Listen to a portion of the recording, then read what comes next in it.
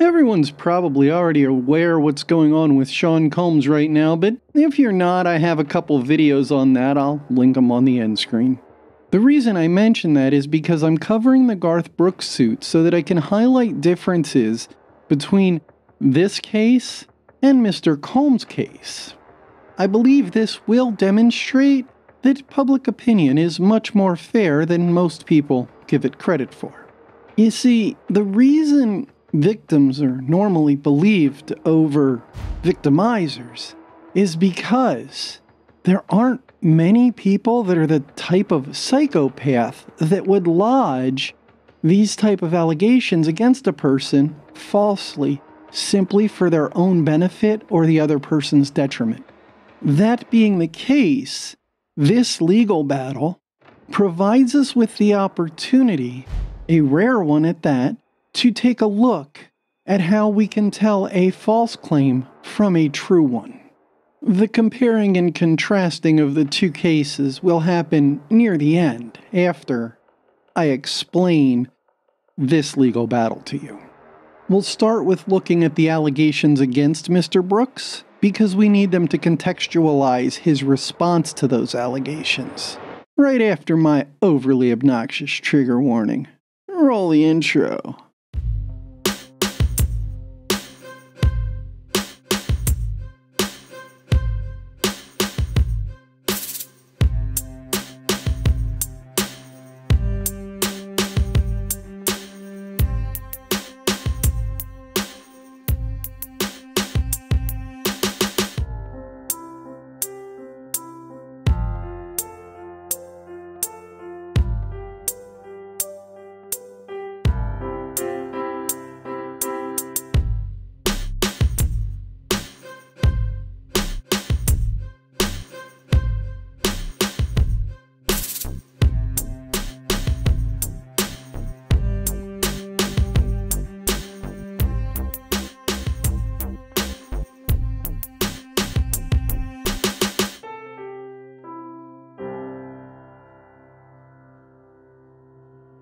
Let's start by reviewing Roe's allegations as they are needed for context to understand Mr. Brooks' response. In this section, I simply want to detail the allegations.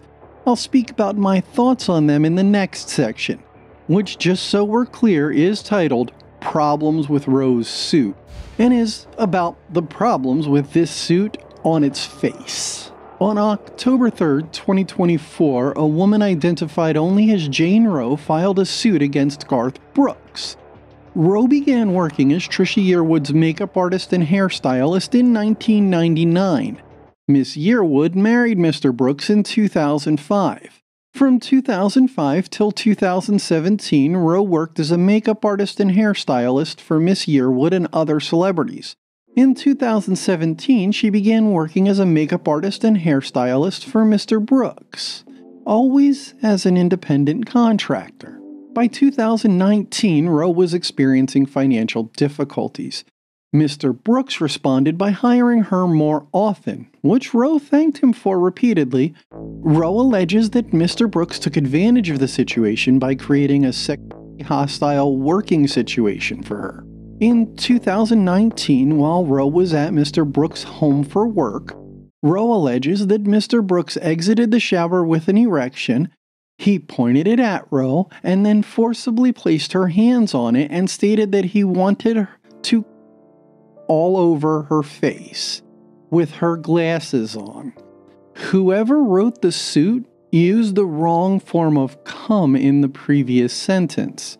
Roe claims to have been shocked and confused by this, but did not leave because she needed the work. In May of 2019, Roe accompanied Mr. Brooks to LA as his makeup artist and hairstylist for the Sam Moore tribute. Roe claims they were the only two on the private jet that normally would contain far more people. Roe claims only one hotel room was booked and it only had one bedroom. Roe states Mr. Brooks appeared naked in the bedroom doorway and flexed. She claims to have been sick to her stomach and trapped in the hotel room. Mr. Brooks is approximately 6 feet tall and 300 pounds. Roe is under 5 feet tall and about 100 pounds. Rowe claims within seconds Mr. Brooks grabbed her hands, pulled her into the room and onto the bed, where he painfully and traumatically assaulted her with complete disregard for her well-being. Rowe claims Mr. Brooks held her upside down by her feet, remember that, and forcibly penetrated her. Rowe claims this assault was painful and traumatic. A few paragraphs later, Rowe's suit claims that Mr. Brooks held her upside down by her ankles. Remember what it said earlier? Rowe claims this gave her a head rush and made her dizzy and sick. We'll talk more about this in the next section. Supposedly, Mr. Brooks slammed his penis into her vagina, with her back slamming into him so hard she felt like she was being broken in two while she was dizzy and sick. Rowe also claims Brooks insisted she wear her eyeglasses during this. Rowe's suit states that immediately after the attack, it was back to business as usual, with her doing his hair and makeup for the event rapidly. We will discuss this more in the next section as well. Rowe further alleges that Mr. Brooks consistently spoke of sexual subjects, changed in front of her, purposefully exposing his genitals to her while she looked on in horror and disgust. Rowe claims Mr. Brooks forced her to listen to his sexual fantasies about her and sent sexually explicit texts while pressuring her to sext with him. After the claimed incident in LA, Rowe alleges the frequency and veracity of these offenses increased, with Mr. Brooks making statements like he f***ed women in every corner of the hotel room on every surface, as well as talking about a threesome with the two of them and Miss Yearwood.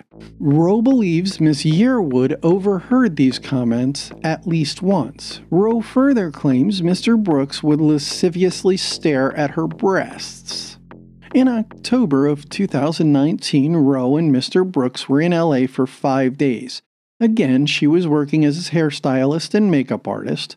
Rowe states that she entered the hotel room to find him face down on the bed in loose shorts, f***ing himself. Rowe claims nothing more happened because they were running late and Mr. Brooks' ride was waiting. According to Rowe's suit with herself, Miss Yearwood, and his manager present, Mr. Brooks made a comment about inventing a shampoo bottle that could double as a...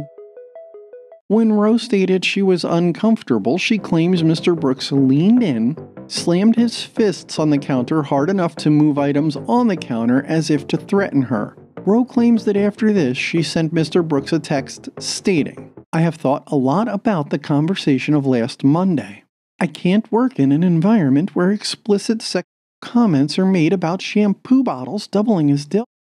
I mean you no harm, and if you truly value my work, I am happy to show up tomorrow and or whenever you may need my services." Rowe claims that Mr. Brooks told Miss Yearwood Rowe had seen his penis. After Rowe told him this upset her, she claims he sent her a text stating, "Oh, sweetheart, for one, I think I know Trisha pretty well and she wasn't uncomfortable. And I said you saw my stuff, that was it. We were talking about something and it just came up. Look, I'm worried you're overthinking this." Rowe claims that later, Mr. Brooks claimed to receive a text from an unknown sender stating that Brooks ruined his life. He asked what Rowe's husband's number is because he thought maybe her husband sent it. Rowe claims Brooks sent a text about the text he received stating, "I never want to hurt anybody."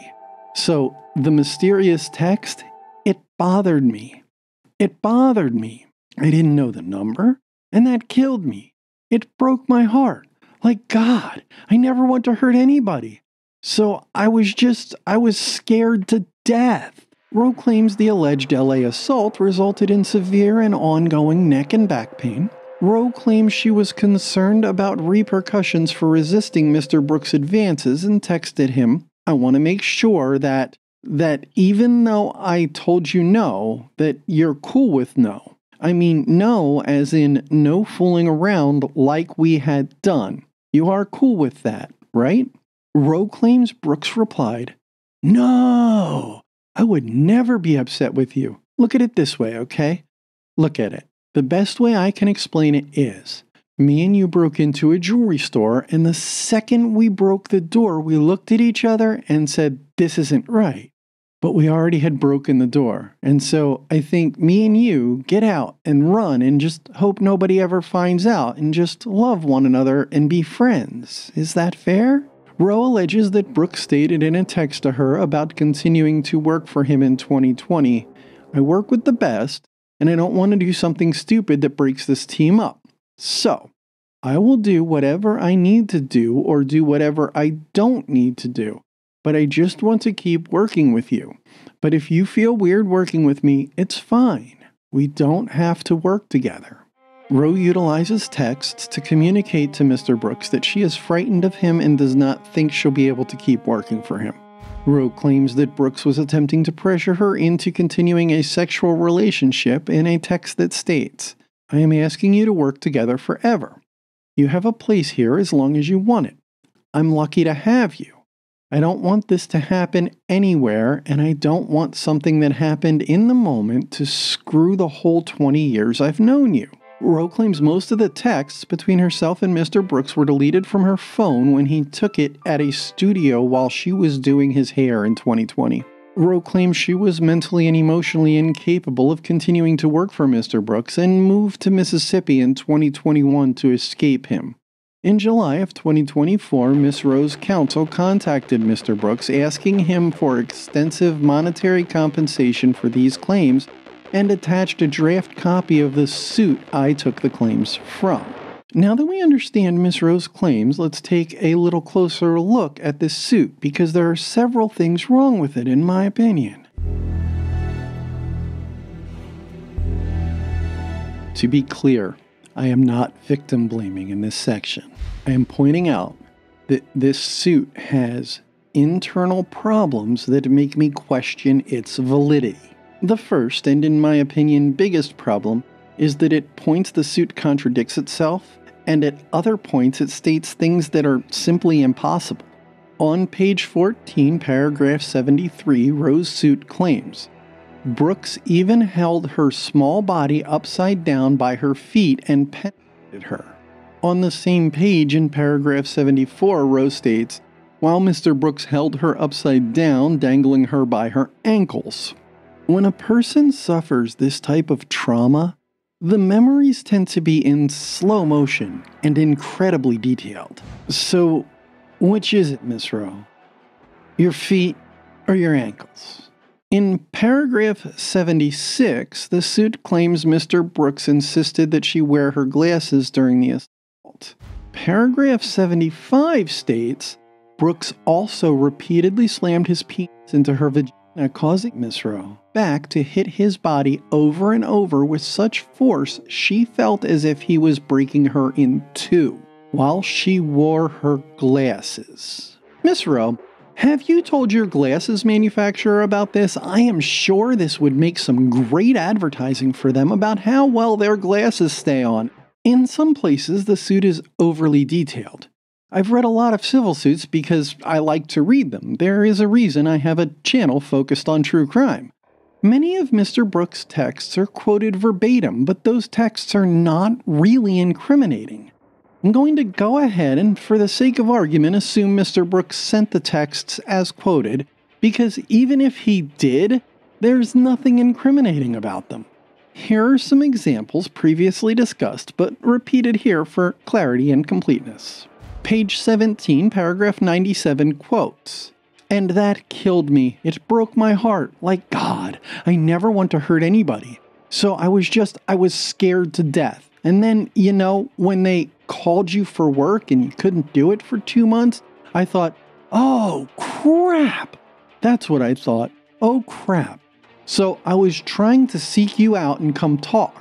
Or whatever I needed to do, but just us. I don't want to hurt anybody, man. And I just feel bad." So there's no denial of anything in that text. It contains nothing that any reasonable person would find intimidating. There's nothing in there which victim blames. If anything, it seems almost apologetic. To me, it reads like a text from someone deeply confused by what they have been told who is attempting to apologize even though they don't understand why. all they know is someone feels hurt by their actions and the author is confused but apologetic about that. Page 18, paragraph 100 quotes, "No, I would never be upset with you. Look at it this way, okay? Look at it. The best way I can explain it is, me and you broke into a jewelry store, and the second we broke the door, we look at each other and said, this isn't right. But we already had broken the door.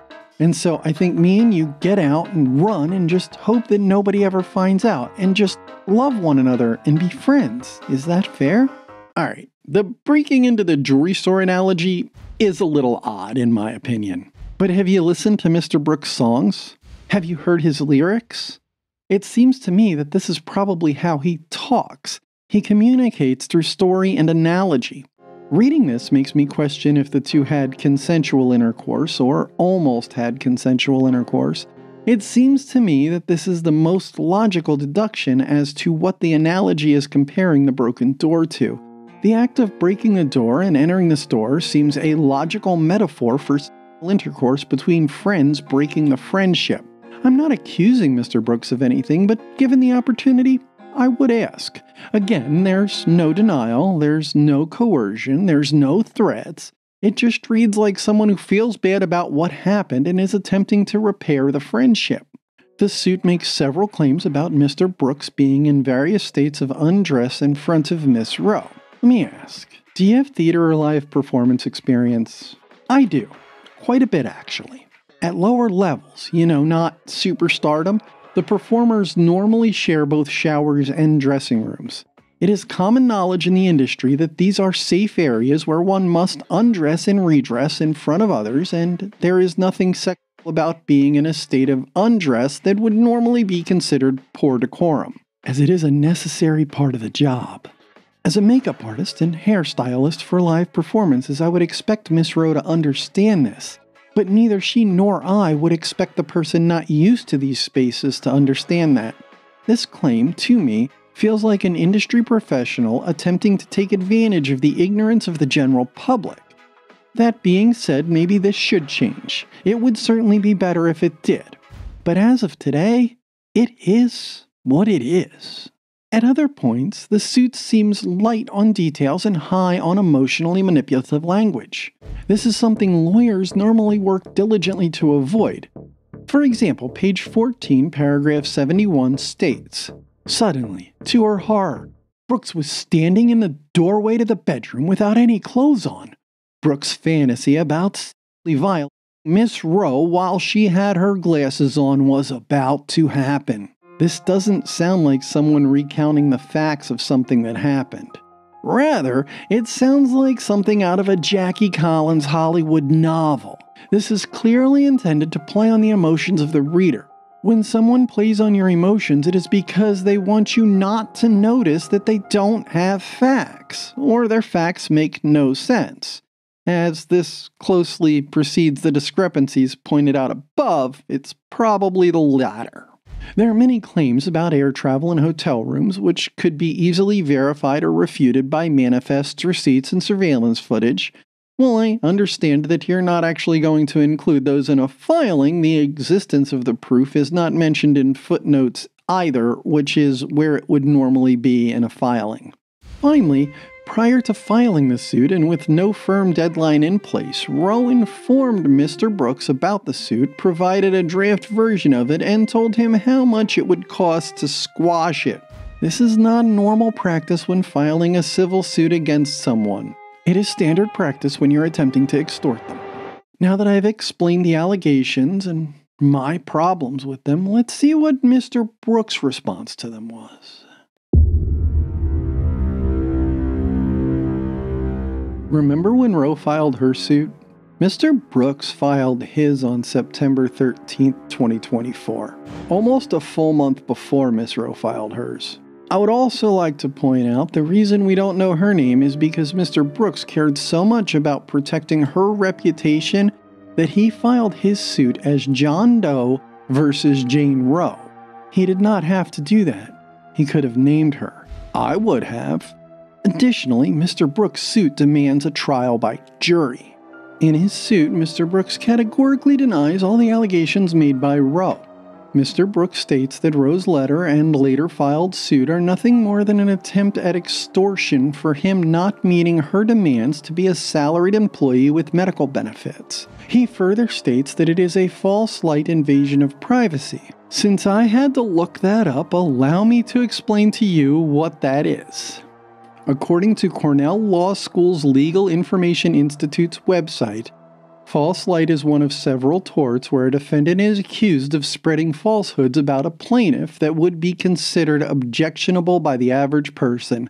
Typically requires the defendant intentionally or recklessly made a false statement publicly that was highly or outrageously offensive and caused personal harm such as emotional distress.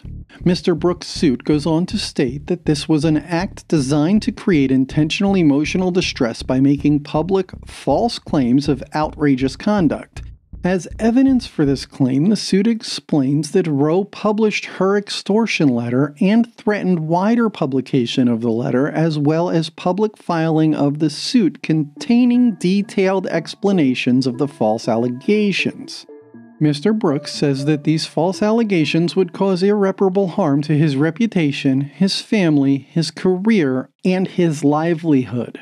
The suit confirms that Roe worked for him and/or his family as an independent contractor for 15 years, and the employment only ceased after she moved to Mississippi in May of 2020.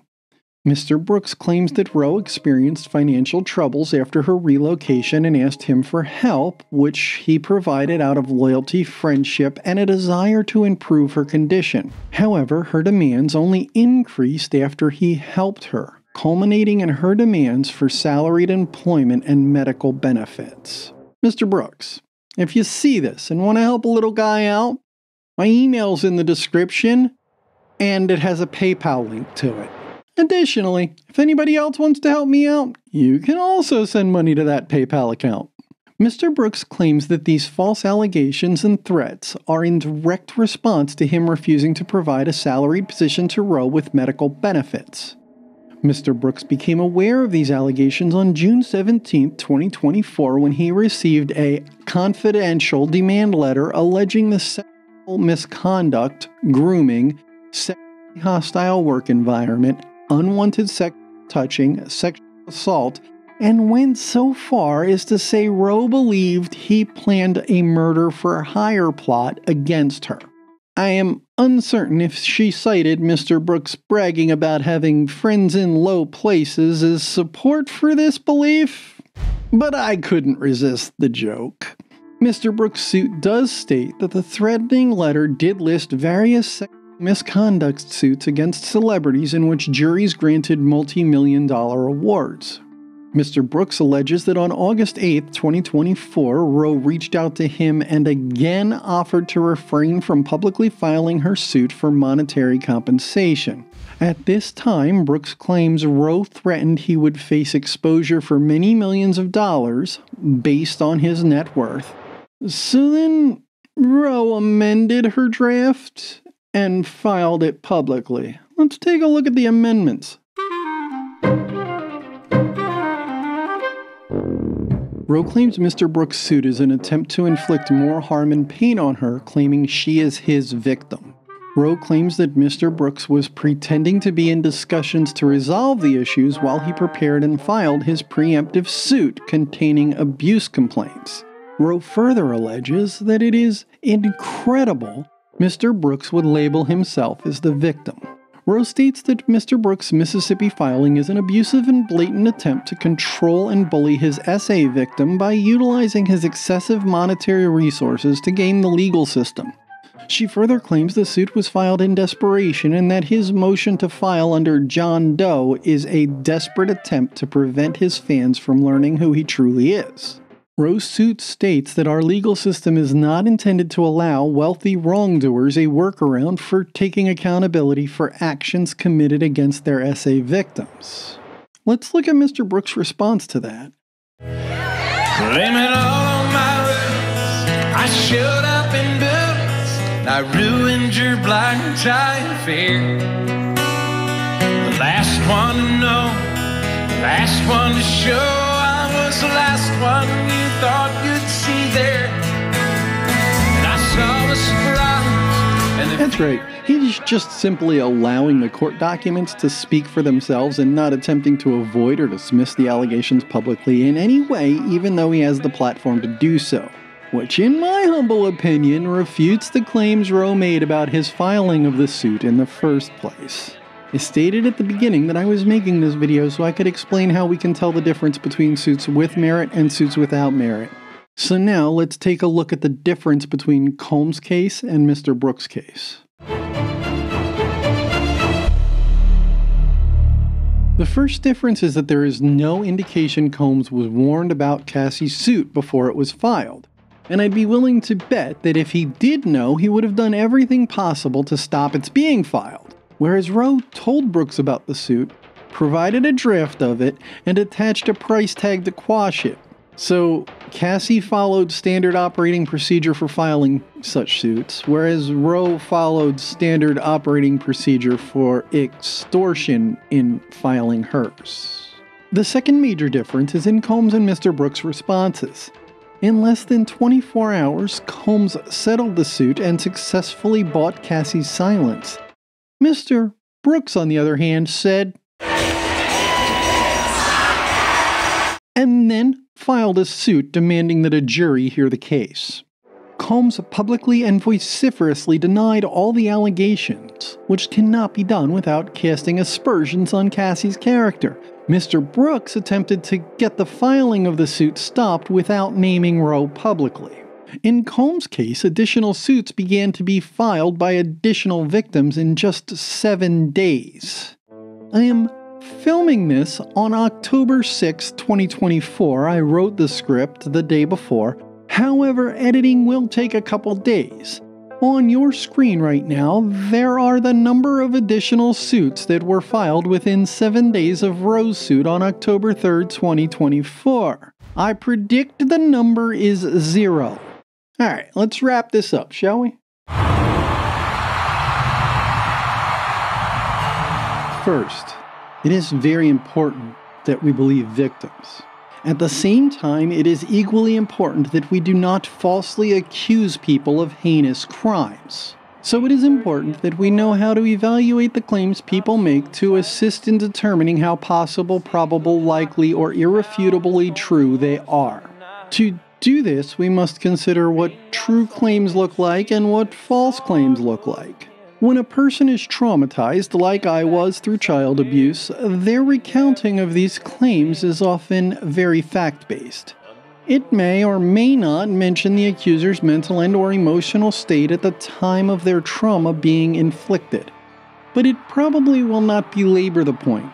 This is true because if someone who has truly been traumatized starts talking about their mental and/or emotional state during the trauma, they experience it again.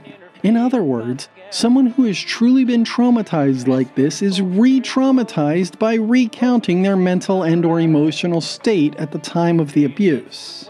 A person recounting their trauma will normally select a narrative format and stick to it. The format may be topical, chronological, or some other form of organization, but it will be organized topically in some way. This is because as the trauma is recounted, it is relived, so a topical approach is necessary for the victim to recall the events accurately, correctly, and completely.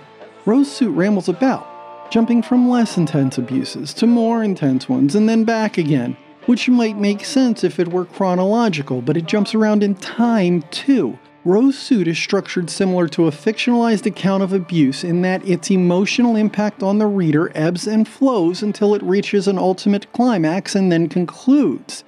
It's also hilarious that she just glued the bits about Mr. Brooks' suit on the end.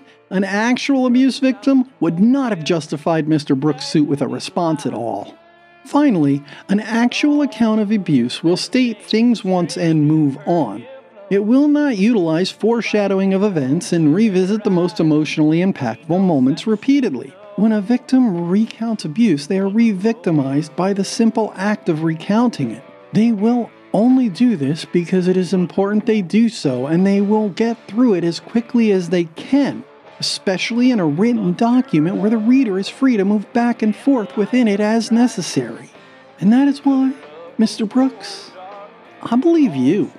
Don't forget to like, comment, and share. I'll be releasing a video about Rodney Jones' suit against Combs soon. Don't forget to subscribe and ring the bell if you want to see that. Now, I had a jam, so tag, you're it!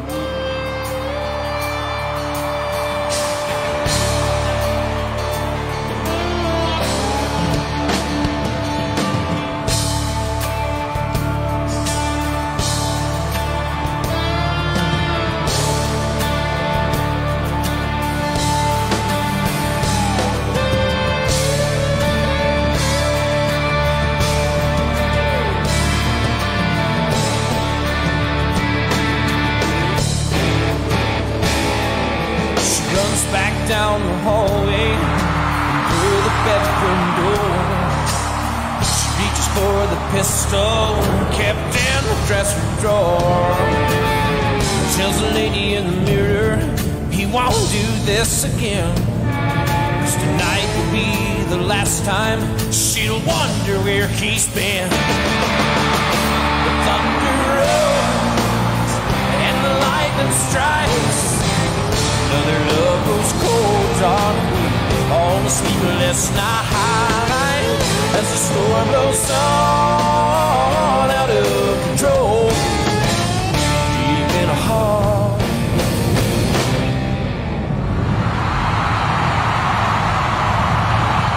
The thunder rolls.